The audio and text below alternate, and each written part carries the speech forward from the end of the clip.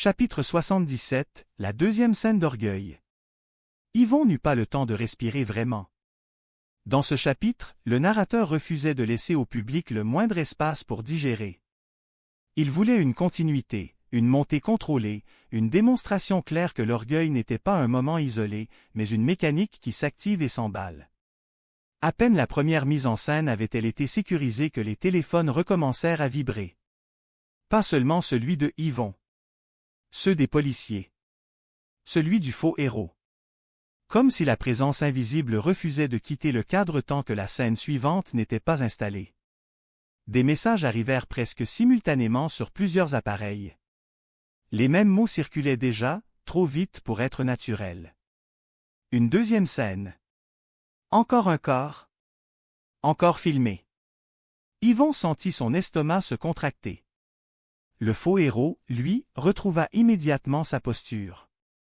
Il redressa les épaules, comme si quelqu'un venait de lui offrir l'occasion qu'il attendait depuis le début. Il déclara que c'était parfait et qu'ils y allaient maintenant. Son regard glissa vers Yvon avec un demi-sourire chargé de mépris, lui ordonnant de rester sur place. Yvon répondit simplement qu'il ne resterait pas. Le faux héros serra les dents et affirma que Yvon ne comprenait pas, qu'il était devenu un problème. Yvon fit un pas vers lui et répondit calmement qu'il n'était pas un problème, mais un miroir, et que c'était précisément ce reflet qui lui faisait peur. Le faux héros ne trouva rien à dire. Il se retourna brusquement, monta dans son véhicule et donna l'ordre à 2 policiers de le suivre. Mais le policier hésitant resta près de Yvon. Sa voix était basse, presque fatiguée. Il dit qu'ils allaient avoir besoin de lui. Yvon hocha la tête une seule fois. Puis il fit signe à Poutine. Ils partirent aussi. Pas derrière la police. Par un autre chemin. Toujours avec une longueur d'avance. La deuxième scène se trouvait près d'un endroit familier, un de ces lieux que tout le monde connaît dans la province. Un endroit où l'on vient prendre des photos, marcher, respirer, créer des souvenirs. Un pont piétonnier au-dessus d'un petit cours d'eau gelé, entouré de pins, avec une vue simple et belle. Un lieu de promenade. Un lieu de couple. Un lieu parfait pour l'orgueil. Parce que l'orgueil aime les endroits où l'on se regarde. Quand Yvon arriva, il sentit immédiatement que le décor avait déjà changé. La police avait tenté d'établir une distance, mais c'était trop tard. Des civils étaient présents, des gens du coin, des curieux, des téléphones levés, des murmures qui se répandaient comme une onde. Certains disaient que c'était ici. D'autres répétaient qu'il y avait encore un corps. Le faux héros s'avança comme un homme entrant sur une scène de télévision. Il leva le bras pour repousser les curieux et leur ordonna de reculer. Mais il y avait trop de monde, et l'orgueil adore la foule. Yvon s'approcha du bord du pont et vit la scène. Un corps suspendu. Pas pendu brutalement. Suspendu proprement, maintenu avec des sangles, à quelques centimètres au-dessus de la neige, parfaitement centré sous le pont pour être visible sous tous les angles. Sous le corps, une grande pancarte plastifiée était fixée entre 2 piquets plantés dans la neige. Les lettres noires étaient nettes, lisibles même à distance.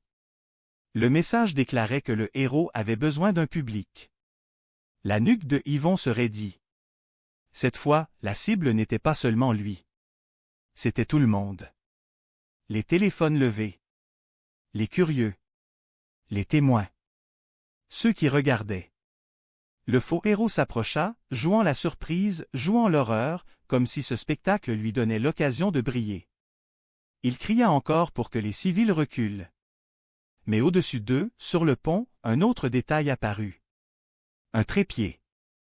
Un téléphone fixé dessus. Et cette fois, l'appareil ne filmait pas seulement le corps. Il filmait la foule.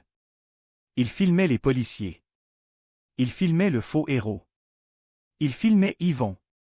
En voyant cela, Yvon comprit la véritable leçon de l'orgueil. Ce n'était pas le tueur qui voulait être vu. C'était le public.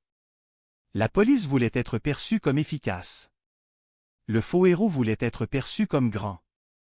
Le village voulait être perçu comme innocent. Et même lui? Il était devenu un symbole. Or les symboles ont toujours besoin d'un public. Poutine grogna doucement, tendu. Yvon observa l'air autour de lui. Quelque chose était trop parfait, trop propre, trop calculé. Puis les téléphones recommencèrent à sonner. Partout. Dans les poches, dans les mains, dans les véhicules. Encore une fois. Parce que la voix était proche. Trop proche de lui. Le faux héros sortit son téléphone, malgré lui. Numéro masqué. Il décrocha. Son orgueil voulait résister, mais il voulait aussi savoir. Même sans entendre les mots, Yvon vit son visage changer. La couleur quitta ses joues. Son arrogance s'effondra comme un masque arraché. Le faux héros regarda Yvon soudainement comme s'il était un danger physique. Pas un rival. Un déclencheur. Il recula d'un pas. Et la foule sentit que quelque chose n'allait pas. Les gens filmèrent encore davantage. Les murmures devinrent plus forts.